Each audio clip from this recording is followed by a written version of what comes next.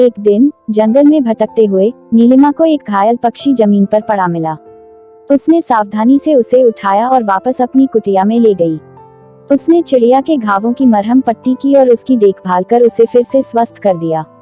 दिन हफ्तों में बदल गए और पक्षी नीलिमा की देखरेख में मजबूत और मजबूत होता गया। वह अपने दैनिक दिनचर्या के बारे में जानने के दौरान उसके कंधे पर बैठ जाती थी और वे एक दूसरे से बात करने में घंटों बिताते थे। एक दिन चिड़िया ने नीलिमा से साफ और स्पष्ट आवाज में बात की। मेरी जान बचाने के लिए धन्यवाद, इसने कहा। मैं सिर्फ कोई पक्षी नहीं हूँ, मैं एक जादुई पक्षी हूँ। मेरे पास आपको 3 इच्छाएं देने की शक्ति है। उनका बुद्धिमानी से उपयोग करें, क्योंकि एक बार उनका उपयोग किया जाता है तो उन्हें वापस नहीं लाया जा सकता है। नीलिमा चकित और प्रसन्न थी। उसने लंबे समय तक और कठिन सोचा कि उसे क्या चाहिए।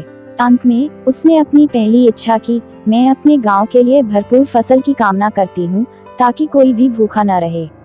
अगले ही दिन गांव के चारों ओर के खेत भरपूर फसल से लहलहा उठे। नीलिमा की दयालुता के लिए ग्रामीण चकित और आभारी थे। अपनी दूसरी इच्छा के लिए नीलिमा ने सभी प्राणियों की भाषा को समझने की क्षमता की कामना की। और ठीक उसी तरह वह पक्षियों की चहचहाहट, मधुमक्खियों की भनभनाहट और पत्तों की सरसराहट को समझ सकती थी। जहां तक उसकी तीसरी इच्छा का सवाल है, नीलिमा ने बहुत देर तक सोचा कि वह क्या चाहती है। अंत में उसने अपनी इच्छा व्यक्त की, मैं हमेशा प्यार और खुशी से घिरी रहना चाहती हूँ।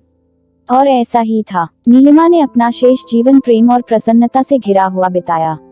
उसने जंगल का पता लगाना और जरूरतमंद लोगों की मदद करना जारी रखा।